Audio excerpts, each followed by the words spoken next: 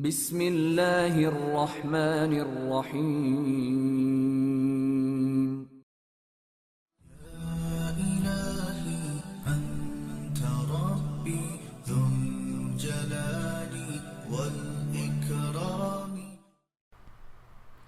بسم اللہ الرحمن الرحیم۔ سلطان ٹیپو اعظم، مصنف خان آصف۔ پیش لفظ۔ جنوبی ایشیا ہمیشہ سے بیرونی طاقتوں کی نظروں کا محو رہا ہے۔ اللہ رب العزت نے اس خطے کو جن وسائل سے مالا مال کیا ہے ان پر ہمیشہ انگریزوں نے حریصانہ نظریں رکھیں، اور اسی دولت کی کشش نے ان کو آج تک اس خطے سے الگ نہیں ہونے دیا۔ انگریزوں نے مغل شہنشاہ جہانگیر کے جوتوں کے بوسے دیے اور فرنگیوں کے لیے بحری تجارت کا حکم نامہ حاصل کر لیا۔ پھر ایسٹ انڈیا کمپنی کے تاجروں نے سود در سود کاروبار شروع کر دیا اور مسلمانوں کی صفوں میں غدار پیدا کیے۔ پھر چشم فلک نے وہ عبرتناک منظر دیکھا کہ آخری مغل تاجدار بہادر شاہ ظفر کو اپنے ہی ملک میں دفن ہونے کے لیے 2 گز زمین بھی نہ مل سکی۔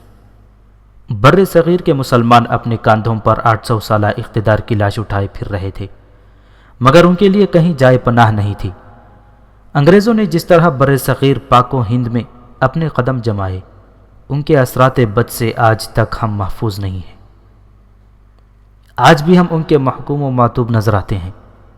مسلمانوں کی سب سے بڑی بدقسمتی یہی تھی کہ وہ ان کے ارادوں کو سمجھ نہ سکے۔ انگریزوں نے جتنی بھی جنگیں لڑیں وہ شجاعت و ہنرمندی اور سیاسی تدبر سے نہیں بلکہ اپنی فطری عیاری اور مکاری سے لڑیں۔ وہ بس ایک ہی ہنر جانتے تھے کہ وطن فروشوں کو کتنی قیمت میں خریدا جا سکتا ہے۔ انہوں نے تاریخ کے کسی موڑ پر بھی ہمت و بہادری کے جوہر نہیں دکھائے، بلکہ انسان کی فطری کمزوریوں کو پرکھتے ہوئے اپنے آزمودہ نفسیاتی ہتھیاروں سے مسلمانوں کے دلوں اور حوصلوں پر کاری ضربیں لگائیں، ان کے ایمان کو زنگ آلود کیا۔ مزید غضب یہ کہ مسلمانوں کو مسلمانوں کے مقابلے میں کھڑا کر کے پسندیدہ نتائج حاصل کیے۔ آج بھی ان کا یہ خوفناک کھیل جاری ہے۔ 1 ارب سے زیادہ ہونے کے باوجود ہم ذلت و خواری کے غاروں میں رہ رہے ہیں۔ فرقوں میں بٹی ہوئی قوم نسلی تعصب کی بنا پر ایک دوسرے کی گردنیں کاٹ رہی ہے۔ اہل ایمان کا خون پانی کی طرح سڑکوں پر بہہ رہا ہے، یعنی قاتل بھی ہم ہی ہیں اور مقتول بھی ہم ہی۔ ایک وحشت ناک عذاب ہے جو ہمارے سروں پر مسلط ہے۔ ہر ایک کا اپنا خطبہ ہے، ہر ایک کا اپنا ممبر ہے، ہر ایک کا اپنا قبلہ ہے، ہر ایک کامل رہبر ہے۔ بظاہر 1 ارب ہم ہیں، عظیم الشان میلہ ہے، مگر ہر اہل ایمان آج تنہا ہے، اکیلا ہے۔ آج بھی فرنگیوں کی وہی بساط سیاست ہے، وہی مہرے، وہی چالیں ہیں، بس صرف نام اور چہرے بدل گئے۔ بت پرستوں سے کیا گلہ کریں اور دشمنان اسلام سے کیا شکایت کہ وہ اپنے مشن پر ہیں، مگر آپ ان منافقین کو کیا کہیں گے جو مسلمانوں کی صفوں میں شامل ہیں اور عجیب عجیب انداز سے اسلام کو نقصان پہنچا رہے ہیں۔ نہ جانے کتنے میر صادق اور میر جعفر آج بھی آستینوں میں چھپ کر ملت اسلامیہ کو ڈس رہے ہیں۔ مزید ستم ظریفی یہ ہے کہ اہل ایمان کے نظریات پر حملے کیے جا رہے ہیں۔ مکروہ ذہنوں میں سوال اٹھ رہے ہیں کہ اسلامی نظریات حیات قابل عمل ہے بھی یا نہیں۔ اسلام کو الزام تراشی کا ہدف بنایا جا رہا ہے۔ مجاہدین اسلام سلطان صلاح الدین ایوبی، محمود غزنوی، محمد بن قاسم اور ٹیپو سلطان کے کارناموں کو نفرت اور انتہا پسندی سے تعبیر کیا جا رہا ہے۔ اسلامی نصاب کو بوسیدہ کہا جا رہا ہے۔ 2 قومی نظریہ روشن خیال مسلمانوں کو کھٹک رہا ہے۔ جدوجہد آزادی پر شکوک و شبہات کا اظہار ہو رہا ہے۔ بزرگوں کی بے مثال قربانیوں پر انگلیاں اٹھ رہی ہیں۔ لفظ جہاد، جس سے دشمنان اسلام ہمیشہ سے خوفزدہ تھے، ہیں اور رہیں گے، آج یہ لفظ شدت پسندی کے زمرے میں شمار کیا جا رہا ہے۔ میری سمجھ میں نہیں آتا کہ انتہا پسندی کی تعبیر و تشریح کرتے وقت اسے اسلام اور مسلمانوں سے کیوں منسوب کیا جاتا ہے، جبکہ اہل زمین جانتے ہیں کہ اس وقت سب سے زیادہ ظلم و ستم کا شکار اہل اسلام ہی ہے۔ گردش حالات میں سب سے بڑے معتوب بھی ہم ہی ہیں۔ بظاہر امن عالم کی دھنیں بجتی رہتی ہیں، بظاہر امن عالم کی دھنیں بجتی رہتی ہیں، ہماری قتل گاہیں ہر گھڑی سجتی ہی رہتی ہیں۔ میرے والد محترم کے خوبصورت الفاظ تھے کاغذ کے بدن تھے، مسائل کی دھوپ میں جل گئے، موم کے دماغ تھے، کشمکش کی آنچ میں پگھل گئے۔ حرص و ہوس یا بھیک کے لیے ہاتھ پھیلا دیے کہ صدیوں سے ہمارا مزاج ہے کہ ہم ایفائے عہد اور جان فشانی سے جی چراتے رہے۔ سہل پسندی اور بے وفائی، یہ زہر ہمارے جسم میں اس طرح سرایت کر گیا کہ ہم اپنے آپ کو بھی نہیں پہچانتے۔ خدا بیچا، خودی بیچی، زمین بیچی، وطن بیچا، کہ بازار سیاست میں بزرگوں کے کفن بیچا۔ نہیں جب بیچنے کو کچھ، کھڑے ہیں ہاتھ پھیلائے، کہیں سے قرض مل جائے، کہیں سے بھیک مل جائے۔ قیامت سے بہت پہلے قیامت کا نظارہ ہے، مسلمانوں کا اب غیروں کے ٹکڑوں پر گزارا ہے۔ بہرکیف یہ داستان عالم تو بہت طویل ہے، آئیے بات کرتے ہیں زیر نظر ناول سلطان ٹیپو اعظم کی۔ میرے والد محترم نے ٹیپو سلطان پر اخبار جہاں میں 1992 عیسوی میں لکھا۔ اس زمانے میں یہ ناول بے حد مقبول ہوا۔ بعد میں پاکستان ٹیلی ویژن نے انہیں بھرپور موقع دیا اور انہوں نے ٹیپو سلطان پر سیریل لکھ کر اپنا فرض پورا کیا۔ ہندوستان میں اگرچہ ٹیپو سلطان پر ڈرامہ سیریل بنا کر ان کی شخصیت کو مسخ کیا گیا، حقائق کو توڑ مروڑ کر پیش کیا گیا۔ خیر، ان لوگوں سے کیا گلا کہ وہ نام و نہاد مسلمان تو خود بت پرستوں سے کم نہیں ہیں، ہندوؤں کے تلوے چاٹ کر صرف ایسے ہی بدنما کام کر سکتے ہیں۔ والد گرامی کو حضرت ٹیپو سلطان سے بذات خود ایک عشق تھا، اور اس میں کوئی دو رائے نہیں کہ ٹیپو ایک جانباز ولی اور صاحب کردار شخص تھا۔ حقیقتاً والد صاحب نے ٹیپو سلطان کی تاریخ پر لکھ کر ایک قرض اتارا، اور سب سے بڑھ کر یہ کہ انہوں نے تاریخی ناول نگاری کو بھی زنگ آلود اور بوسیدہ زنجیروں سے آزاد کر کے ایک انقلابی رنگ دیا، کیونکہ تاریخ انقلاب ہی کا دوسرا نام ہے۔ سلطان ٹیپو نہ صرف ایک بہادر حکمران تھا، اور نہ صرف وہ عزم و استقلال کا پیکر تھا، بلکہ اعلیٰ کرداری میں بھی اپنی مثال آپ تھا۔ وہ بہترین منتظم تھا، اس کی انتظامی اصلاحات سے رعایا خوشحال تھی۔ وہ کیسا مشفق انسان تھا کہ اس کے دور حکومت میں ہندوؤں کو تمام مذہبی، سماجی اور سیاسی حقوق حاصل تھے۔ ان کی جان و مال اور عزت و آبرو محفوظ تھی۔ مساوات کا دور دورہ تھا۔ وہ ایک عظیم باپ کا عظیم بیٹا تھا۔ اس نے شیروں کی طرح زندگی گزاری، مگر یہ اس مرد حق کی بدقسمتی تھی کہ اپنوں نے ہی اس کی پیٹھ میں خنجر گھونپا، اس کو میدان کارساز میں تنہا چھوڑا۔ یہ اسی کے خون کی سزا ہے کہ آج تک قوم و ملت شرمناک غلامی پر رضامند ہے، اور آج بھی انہی غداروں کی نسل مملکت خداداد کی جڑیں کھوکھلی کرنے میں مصروف ہیں۔ کبھی ہم فاتح عالم تھے، اب محروم عالم ہیں، خود اپنی لاش رکھ کر سامنے مصروف ماتم ہیں۔ وہ ایک مرد آہن تھا جس نے طاغوتی قوتوں کے آگے سر جھکانے کے بجائے شہادت کو ترجیح دی۔ خود ٹیپو سلطان کے اپنے تاریخی الفاظ تھے: مومن کا مقصود حیات اول و آخر جہاد ہے۔ جن لوگوں نے جہاد ترک کیا وہ دشمنوں کی خوراک بن گئے۔ زندگی کی محبت نے انہیں بزدل و ناکار بنا دیا، اور پھر وہ صفحہ ہستی سے مٹا دیے گئے۔ جذبہ جہاد اور اپنی صفوں میں مکمل اتحاد ہی اہل ایمان کی سب سے بڑی سیاسی قوت ہے۔ اے ٹیپو اعظم، ہر تاج سیاست تیرے قدموں میں پڑا ہے، تو اپنی بلندی میں ہمالیہ سے بڑا ہے۔ بتگر ہوں فرنگی ہوں کہ ہوں ننگے وطن میر، سب مل کے بھی پہنا نہ سکے تجھے زنجیر۔ تو فرقہ پرستی سے ہمیشہ رہا ہے زار، ہر اپنے پرائے کی محافظ تیری تلوار۔ اے مرد مجاہد، تو اصولوں پہ لڑا ہے، تو اپنی بلندی میں ہمالیہ سے بڑا ہے۔ یہ بام، یہ دیوار، یہ در بیچ رہے ہیں، تہذیب کے تاجر ہیں، یہ گھر بیچ رہے ہیں۔ سونے کے قفس میں ہے مسلمان نظر بند، سب ہو گئے دشمن کی غلامی پہ رضامند۔ تو عشق کے مقتل میں اکیلا ہی کھڑا ہے، تو اپنی بلندی میں ہمالیہ سے بڑا ہے۔ روتی ہے جنازے پہ تیری مسجد اعلیٰ، صدمے سے تیری موت کا سورج ہوا کالا۔ پیاسا گیا دنیا سے مگر دے گیا احساس، بجھتی ہے فقط کوثر و تسنیم سے یہ پیاس۔ وہ جیت کے بھی ہار گئے وقت کی بازی، تو ہار کے بھی جنگ وفا جیت گیا۔ تو سلطنت شہر خدا داد کا بانی، دریاؤں میں اب تک ہے تیرے خون کی روانی۔ یہ عرض حسین پاک زمیں ملک خدا داد، تا حشر سنائیں گے شہادت کی یہ روداد۔ بے نام و نشاں ہو گئے ملت کے وہ غدار، تو آج بھی زندہ ہے میرے صاحب کردار۔ پرچم تیرا تاریخ کے سینے میں گڑا ہے، تو اپنی بلندی میں ہمالیہ سے بڑا ہے۔ اے ٹیپو اعظم، اے ٹیپو اعظم۔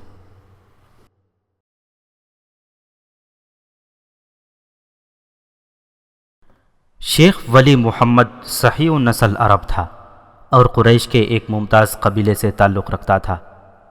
اس کے آبا و اجداد صدیوں سے مکہ معظمہ میں آباد تھے۔ شیخ ولی محمد ایک متوسط درجے کا تاجر تھا۔ فطرتاً قناعت پسند ہونے کی وجہ سے اس کی زندگی بہت آرام و آسائش سے گزر رہی تھی۔ ایک بار اسے تجارت میں اس قدر نقصان ہوا کہ نوبت فاقہ کشی تک آ گئی۔ بڑے تاجر اس سے اپنے قرضوں کا مطالبہ کر رہے تھے اور اس کے پاس دینے کے لیے ایک درہم بھی نہیں تھا۔ ایسے سنگین لمحات میں ولی محمد نے اپنے احباب سے رجوع کیا تو دوستوں نے اسے انتہائی گمراہ کن مشورے دیتے ہوئے کہا، ولی محمد، تیری نجات اسی میں ہے کہ تو رقموں کی ادائیگی کے تمام وعدوں سے منحرف ہو جا۔ اس طرح تیرے اثاثے بھی فروخت ہونے سے بچ جائیں گے، بیوی بچے پر غربت و افلاس کے تاریک سائے بھی نہیں پڑیں گے، اور اس معاشرے میں تیری شخصیت کا بھرم بھی رہ جائے گا۔ شیخ ولی محمد اپنے دوستوں کا یہ مشورہ سن کر حیران رہ گیا۔ پھر اس کے چہرے پر شدید اذیت و کرب کے آثار نمایاں ہو گئے۔ ایک جھوٹے بددیانت اور خائن کی شخصیت کا بھرم ہی کیا۔ شیخ ولی محمد کا لہجہ بہت اداس تھا۔ تم نے مجھے ساری زندگی کی رفاقتوں کا یہ صلہ دیا۔ یہ بھی بہت ہے کہ ہم لوگ تجھے نجات کا راستہ بتا رہے ہیں۔ دوستوں نے بڑی بے حسی کے ساتھ جواب دیا، یہ نجات کا راستہ ہے یا میری ذلت و بربادی کی راہ گزر؟ شیخ ولی محمد کے لہجے میں گہری تلخی پوشیدہ تھی۔ اگر دوست ہو تو میرے غرق ہونے کا تماشا کیوں دیکھ رہے ہو؟ آگے بڑھ کر دستگیری کیوں نہیں کرتے اور مجھے کھینچ کر ساحل تک کیوں نہیں پہنچاتے؟ آخر تو کہنا کیا چاہتا ہے ولی محمد؟ دوست اس کی بات کا مفہوم سمجھ گئے تھے مگر جان بوجھ کر انجان بن رہے تھے۔ تم سب پر اللہ کا فضل و کرم ہے۔ بات کرتے ہوئے شیخ ولی محمد کی زبان لڑکھڑانے لگی۔ وہ ایک غیرت مند شخص تھا مگر صورتحال کی نزاکت نے اسے دوستوں کے سامنے زبان کھولنے پر مجبور کر دیا تھا۔ اگر تم چاہو تو میں تمام تاجروں کے قرضوں سے سبکدوش ہو سکتا ہوں۔ وہ کس طرح؟ زمانہ ساز دوستوں نے بڑی حیرت کے ساتھ پوچھا۔ اگر تم سب لوگ تھوڑی تھوڑی رقم بھی مجھے دے دو تو میرے کاندھوں سے قرض کا یہ بوجھ بآسانی اتر سکتا ہے۔ شیخ ولی محمد نے جھجکتے ہوئے کہا، تم اپنے ہو اس لیے بے وقت مطالبہ نہیں کرو گے، حالات درست ہوتے ہی تم سب کی رقمیں ادا کر دوں گا۔ تجھے کیا معلوم کہ ہم لوگ کس طرح زندگی بسر کر رہے ہیں؟ دوستوں نے بڑے عیارانہ انداز میں بہانہ تراشا۔ ہمارے قیمتی لباسوں اور ظاہری رہن سہن پر نہ جا، یہ تو دنیا داری کے طریقے ہیں، ورنہ ہماری مالی حالت کچھ زیادہ بہتر نہیں، اس لیے ہمیں معاف کر دے کہ ہم تیرے کسی کام نہیں آ سکتے۔ بات بات پر جان دینے کی قسمیں کھانے والے احباب نے بڑی صفاکی کے ساتھ کھلا جھوٹ بولا۔ دوستوں کا جواب سن کر شدت غم سے شیخ ولی محمد کا چہرہ دھواں ہو گیا اور اسے یوں محسوس ہوا جیسے وہ دوستوں سے قرض نہیں بھیک مانگ رہا ہو۔ پھر سالہ سال کے رفیق جو ریاکاری اور جھوٹی دوستی کی قبا پہنے ہوئے تھے اسے آفات و مصائب کے گرداب میں چھوڑ کر چلے گئے۔ مجبوراً شیخ ولی محمد نے تاجروں سے درخواست کی کہ اسے کچھ دن کی مہلت دے دیں، مگر سوداگروں نے بھی اس کی کوئی التماس نہیں سنی۔ تھک ہار کر ولی محمد عزیزوں اور رشتہ داروں کے دروازوں پر بھی گیا، لیکن بربادی اس کا مقدر بن چکی تھی اور سوال سے پہلے ہی تمام دروازے بند کیے جا چکے تھے۔ آخر ولی محمد نے تاجروں کا قرض اتارنے کے لیے بیوی کے زیورات فروخت کر دیے، مگر مطلوبہ رقم ادا نہ ہو سکی، یہاں تک کہ اسے روزمرہ کے استعمال کا سارا ساز و سامان اور اپنا آبائی مکان تک بیچ دینا پڑا۔ اب وہ تمام آسائشوں سے محروم ایک ایسے مکان میں مقیم تھا جس کی چھت پرانی لکڑیوں اور کھجوروں کے پتوں سے تعمیر کی گئی تھی اور دیواریں ٹاٹ کے پردوں سے اٹھائی گئی تھیں۔ شیخ ولی محمد کی غیرت مندی اور حساس بیوی اس صدمے کو برداشت نہ کر سکی اور بیمار پڑ گئی۔ شیخ ولی محمد نے ایک تاجر کے یہاں معمولی تنخواہ پر ملازمت اختیار کر لی۔ مسلسل فکر اور غم انگیز خیالات نے اس کی بیوی کو دق کے موذی مرض میں مبتلا کر دیا تھا۔ مقامی طبیبوں نے اچھی غذائیں اور قیمتی دوائیں تجویز کرنے کے ساتھ مریضہ کو خوش و خرم رہنے کی تاکید کی، مگر بدقسمتی سے اس شکستہ حال عورت کو ان تینوں میں سے کوئی چیز بھی میسر نہ آ سکی۔ انجام کار کچھ دن بعد بڑی کربناک حالت میں شیخ ولی محمد کی بیوی کا انتقال ہو گیا۔ اب وہ اپنے 5 سالہ بیٹے محمد علی کے ساتھ اس دنیا میں تنہا رہ گیا تھا، جہاں اس کے سینکڑوں قریبی عزیز موجود تھے۔ شریک حیات سے دائمی جدائی بڑا جانگداز حادثہ تھا۔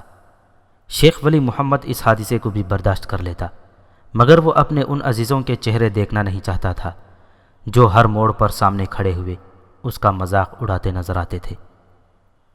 آخر شدید عالم جبر میں شیخ ولی محمد نے اپنا آبائی شہر چھوڑنے کا فیصلہ کیا۔ ایک دن اس نے اپنے مالک سے درخواست کی کہ وہ اسے کسی تجارتی قافلے کے ساتھ بغداد بھیج دے۔ مکے کا وہ سوداگر شیخ ولی محمد کی محنت و دیانتداری سے بہت خوش تھا، اس لیے ایک کام کے آدمی کو کھونا نہیں چاہتا تھا۔ مگر جب شیخ ولی محمد نے اپنی مجبوریاں بیان کی تو وہ بادل ناخواستہ راضی ہو گیا۔ بغداد روانہ ہونے سے ایک دن پہلے شیخ ولی محمد خانہ کعبہ میں حاضر ہوا، نماز ادا کی اور بیت اللہ کی دیواروں سے لپٹ کر گریہ وزاری کرنے لگا۔ اے اللہ، تیری اس نشانی کی قسم، اہل مکہ نے مجھ پر یہ متبرک زمین تنگ کر دی۔ میں اس دیار پاک کو چھوڑنا نہیں چاہتا تھا کہ یہاں تیرا پہلا گھر ہے جسے تیرے خلیل علیہ السلام نے تعمیر کیا، اور میں اس شہر مقدس کو چھوڑتا بھی کیسے کہ یہاں میرے آقا حضور اکرم صلی اللہ علیہ وسلم پیدا ہوئے، جو تیرے سب سے بڑے رسول، سب سے بڑے صادق اور سب سے بڑے امین ہیں۔ تو حاضر و ناظر ہے، اس لیے خوب جانتا ہے کہ میں ایک بہت کمزور انسان ہوں۔ عزیزوں اور دوستوں کا تحقیر آمیز سلوک مجھ سے برداشت نہیں ہوتا۔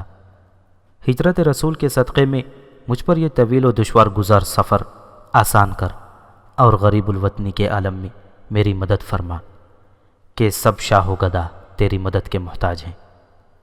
شیخ ولی محمد ہچکیوں کے ساتھ رو رہا تھا کہ اچانک اسے اپنے شانے پر کسی کے ہاتھ کا دباؤ محسوس ہوا۔ وہ چونک کر مڑا۔ سامنے ایک سفید ریش بزرگ کھڑے تھے جن کے چہرے پر ایک عجیب سی روشنی تھی۔ شیخ ولی محمد بزرگ کو دیکھتا ہی رہ گیا۔ صادق اعظم صلی اللہ علیہ وسلم کا غلام ہے تو ہمیشہ سچ بولنا، اور امین اعظم صلی اللہ علیہ وسلم کی امت میں ہے تو کبھی خیانت نہ کرنا۔ تو نے لوگوں کو امانتیں لوٹا دیں، اچھا کیا، ورنہ ہلاک ہو جاتا۔ یہ کہہ کر روشن چہرہ بزرگ ایک طرف جانے لگا۔ شیخ ولی محمد حیران تھا کہ ایک اجنبی شخص کو اس کے ذاتی حالات کس طرح معلوم ہو گئے۔ وہ تیز قدموں سے چلتا ہوا بزرگ کے قریب پہنچا اور بڑے مؤدب لہجے میں عرض کرنے لگا، میرا یہ سفر کیسا رہے گا اور کیا میں اپنی کوششوں میں کامیاب ہو جاؤں گا؟ اللہ کے سوا کسی کو معلوم نہیں کہ کل کیا ہوگا، بزرگ نے پرجلال لہجے میں کہا۔ جو کچھ بتایا گیا ہے اس پر عمل کر، رسوا ہونے سے بچ جائے گا۔ بزرگ کا جلال روحانی دیکھ کر شیخ ولی محمد مزید کچھ پوچھنے کی ہمت نہ کر سکا، اور دوسرے دن اپنے 10 سالہ بیٹے محمد علی کو لے کر ایک تجارتی قافلے کے ساتھ بغداد روانہ ہو گیا۔ دراصل شیخ ولی محمد بغداد اس لیے آیا تھا کہ یہاں تجارت اور روزگار کے بہتر مواقع حاصل تھے۔ وہ دوبارہ دولت جمع کر کے اپنا کھویا ہوا معاشرتی وقار بحال کرنا چاہتا تھا۔ شیخ ولی محمد کی شدید خواہش تھی کہ اس مقصد میں کامیاب ہو کر مکہ معظمہ واپس لوٹے گا، اور جن عزیزوں اور دوستوں نے گردش کے وقت اسے دیکھ کر حقارت سے منہ پھیر لیا تھا، انہیں بتائے گا کہ وہ ماضی کی تمام تر روایتوں کے ساتھ ابھی زندہ ہے۔ شیخ ولی محمد اپنے انہی سلگتے ہوئے خیالات کے سہارے شب و روز محنت کرتا رہا، مگر کئی سال گزرنے کے باوجود اسے بغداد میں بھی سکون و اطمینان حاصل نہ ہو سکا۔ روز اول کی طرح اس کے سارے خواب تشنہ تعبیر تھے، مجبوراً وہ بہتر مستقبل کی تلاش میں ہندوستان پہنچا۔ کچھ سالوں تک دہلی میں جد و جہد جاری رکھی، لیکن جب خاطر خواہ کامیابی حاصل نہ ہو سکی تو ایک مقامی دوست کے مشورے پر گلبرگہ دکن چلا آیا۔ یہاں شیخ ولی محمد کی سوئی ہوئی قسمت نے عجیب انداز سے کروٹ لی۔ اب اس کا بیٹا محمد علی جوان ہو چکا تھا۔ گلبرگہ میں شیخ ولی محمد کی ملاقات حضرت سید گیسو دراز بندہ نواز رحمۃ اللہ علیہ کی درگاہ کے مجاور سے ہوئی۔ حضرت سید محمد گیسو دراز سلسلہ چشتیہ کے مشہور بزرگ حضرت نصیر الدین چراغ دہلی کے خلیفہ اکبر تھے۔ دکن کے لوگ فرط عقیدت و محبت میں آپ کو بندہ نواز کے لقب سے یاد کیا کرتے تھے۔ گیسو دراز رحمۃ اللہ علیہ کی بارگاہ کے سجادہ نشین شیخ ہادی شیخ ولی محمد کو اس لیے عزیز رکھتے تھے کہ وہ قبیلہ قریش کا ایک معزز فرد تھا۔ پھر آہستہ آہستہ یہ قربت گہری دوستی میں بدل گئی۔ محمد علی ایک خوبصورت، تعلیم یافتہ اور صالح جوان تھا۔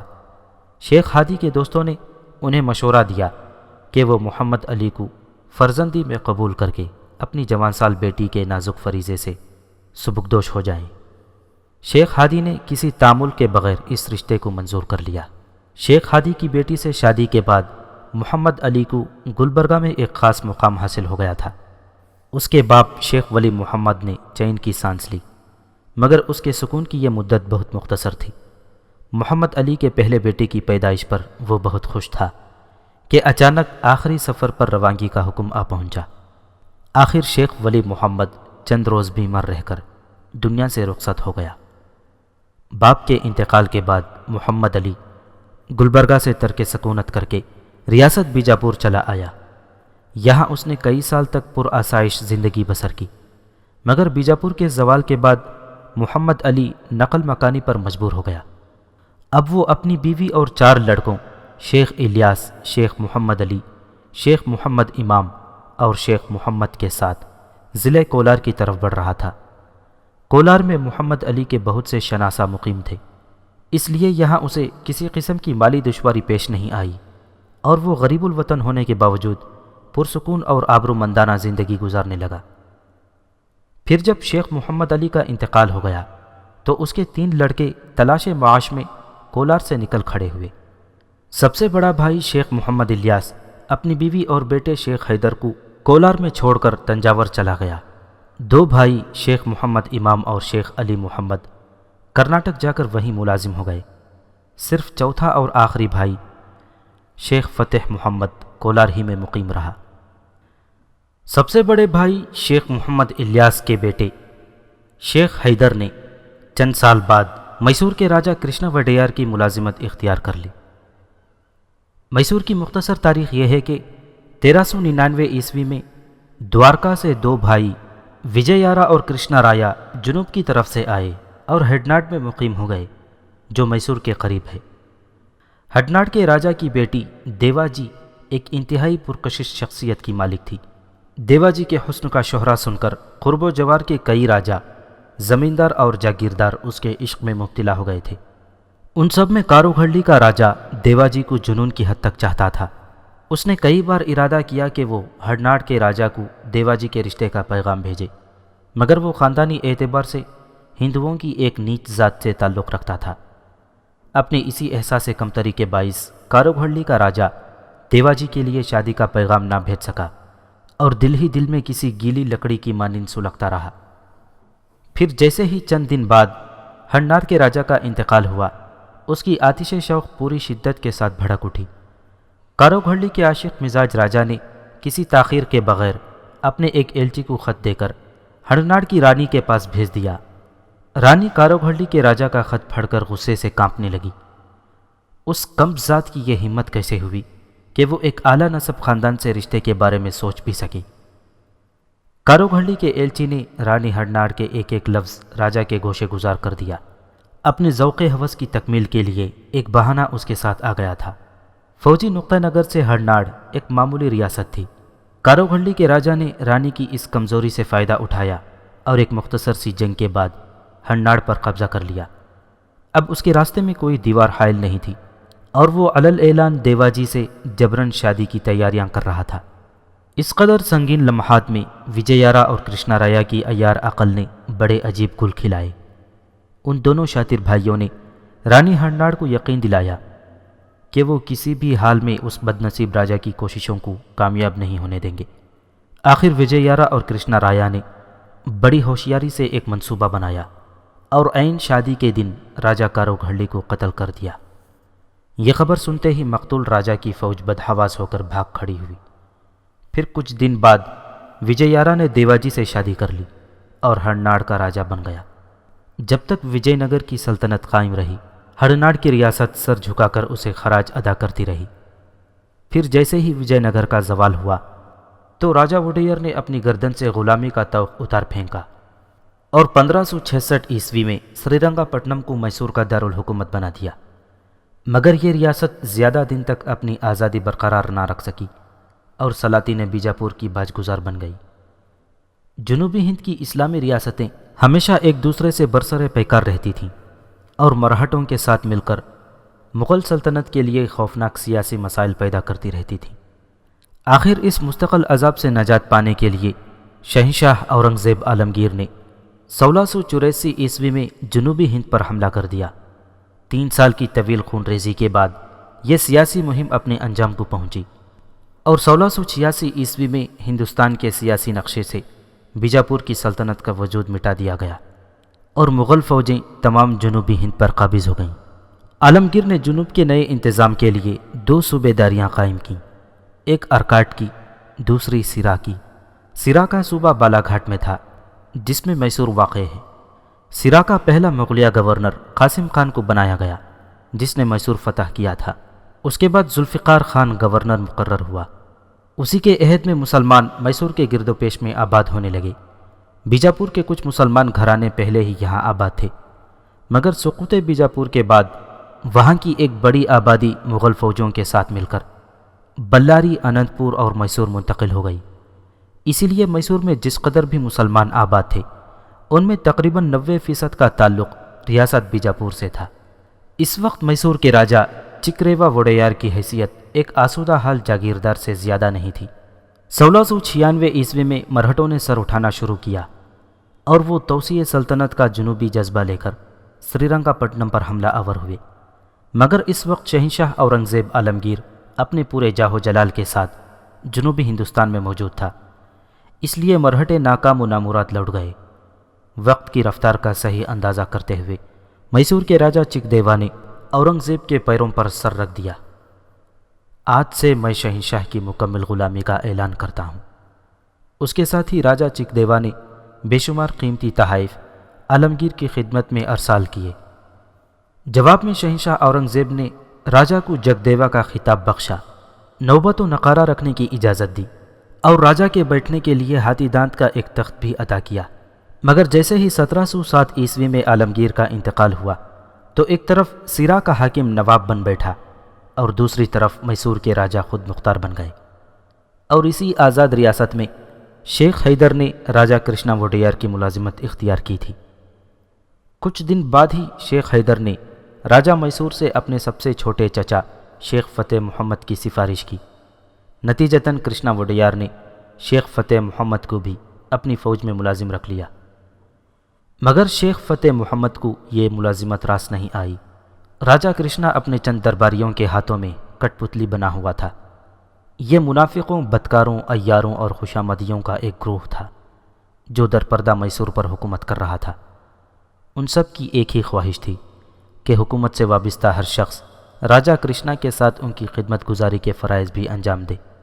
شیخ حیدر ہر زمانے اور ہر موسم میں جینے کا ہنر جانتا تھا، اس لیے وہ ہندو فتنہ گروں کی جماعت سے کسی نہ کسی طرح نباہ کرتا رہا۔ مگر شیخ فتح محمد کو دربار میسور میں چند ماہ گزارنا بھی مشکل ہو گئے۔ وہ فطرتاً ایک بہادر، فرض شناس اور غیرت مند شخص تھا۔ اس نے اپنی ملازمت کے دوران ایک بار بھی راجا کرشنا کو ہاتھ جوڑ کر سلام نہیں کیا۔ شیخ فتح محمد جب بھی دربار میں حاضر ہوتا تو رسم تعظیم ادا کرنے کے لیے اپنی گردن کو ہلکا سا خم دیتا۔ اس کے برعکس ہندو ملازم راجا کرشنا کو سر دربار سجدے کیا کرتے تھے۔ میسور کے فتنہ گروں کو فتح محمد کی یہ ادا پسند نہیں آئی، نتیجتاً وہ اس کے دشمن ہو گئے۔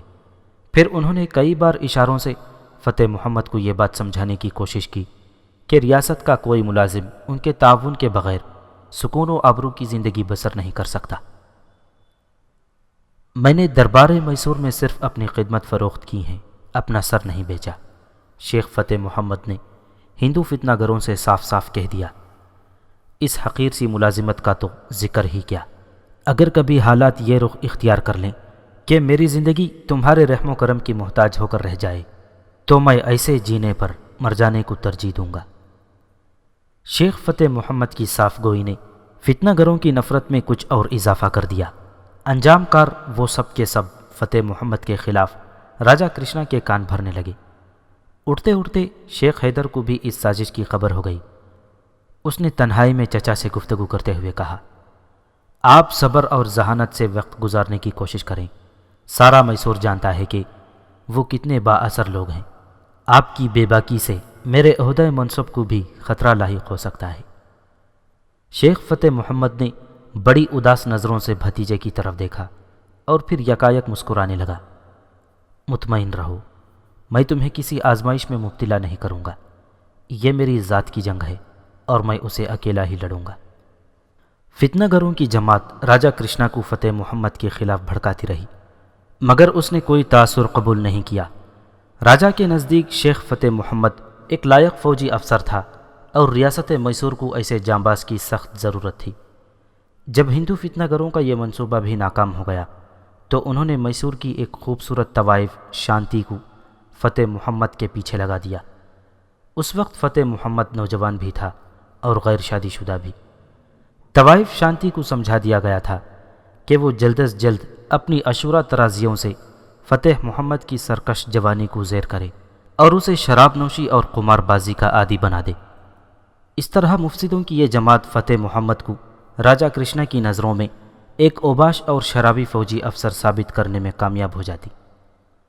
طوائف شانتی توبہ شکن حسن کی مالک تھی، اس لیے اسے یقین کامل تھا کہ چند ملاقاتیں ہی شیخ محمد کو گمراہ کر دے گی اور وہ اپنی دستار اور تلوار اس کے قدموں میں رکھ دے گا۔ مگر شانتی اس وقت حیران رہ گئی جب فتح محمد نے انتہائی دل نواز اور شائستہ لہجے میں اسے سمجھایا، میں ایک مسلمان ہوں اور مسلمان کے لیے دنیا کی ہر عورت قابل احترام ہوتی ہے، چاہے وہ کسی بھی مذہب سے تعلق رکھتی ہو۔ سپاہی، میں تیری بہادری پر مر مٹی ہوں۔ شانتی نے منصوبے کے عین مطابق بڑے بے باکانہ انداز میں اپنے جذبات کا اظہار کرتے ہوئے کہا، اس پوری ریاست میں تجھ جیسا سورما اور کوئی نہیں، میں نے بھی تم جیسی خوبصورت عورت آج تک نہیں دیکھی۔ شیخ فتح محمد کے لہجے سے اسلامی تہذیب کی مکمل عکاسی ہو رہی تھی۔ کاش تمہارے جسم کی طرح تمہارا کردار بھی اتنا ہی دلکش ہوتا۔ فتح محمد کی بات سن کر طوائف شانتی سناٹے میں آ گئی۔ میں جانتا ہوں کہ تم کس کے اشارے پر یہ گری ہوئی حرکت کر رہی ہو، شیخ محمد نے سلسلہ کلام جاری رکھتے ہوئے کہا، تم کسی کا علائقار بننے کے بجائے چپ چاپ اپنے گھر کی طرف لوٹ جاؤ، میں اپنے دشمنوں سے خود ہی نمٹ لوں گا۔ شانتی اپنی زندگی میں پہلی بار ایک ایسے مرد کو دیکھ رہی تھی جو با اختیار ہوتے ہوئے بھی ہوسکار نہیں تھا۔ شیخ فتح محمد کے کردار نے میسور کی طوائف کو اس قدر متاثر کیا کہ وہ بے اختیار اس کے قدموں سے لپٹ کر رونے لگی۔ سپاہی، میں بھی عام عورتوں کی طرح آبرومندانہ زندگی گزارنا چاہتی ہوں، مگر یہ لوگ مجھے جینے نہیں دیں گے۔ وہ کون ہے؟ شیخ فتح محمد نے شانتی سے پوچھا۔ راجہ کے درباری اور میسور کے اوباش جاگیردار اور زمیندار۔ حالانکہ شانتی فتح محمد کے محفوظ کمرے میں تھی، مگر پھر بھی اس پر ان لوگوں کا اس قدر خوف غالب تھا کہ وہ بار بار مڑ مڑ کر دروازے کی طرف دیکھتی تھی۔ مجھے تم سے بہت ہمدردی ہے خاتون، لیکن میں اس سلسلے میں تمہاری کوئی مدد نہیں کر سکتا، شیخ فتح محمد نے تعصف آمیز لہجے میں کہا۔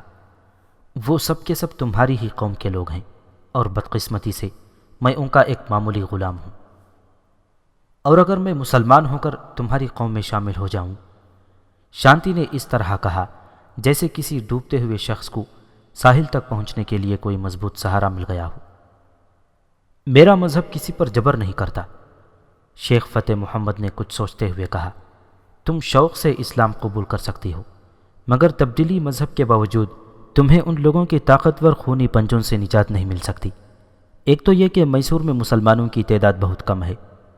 وہ ایک غمزدہ عورت کی چیخ سن کر اپنے دل میں درد تو محسوس کر سکتے ہیں، مگر تمہاری مدد کے لیے گھروں سے نہیں نکل سکتے۔ اور اس سلسلے میں سب سے خطرناک بات یہ ہے کہ تمہارا مسلمان ہونا ان بھیڑیوں کو بہت گراں گزرے گا۔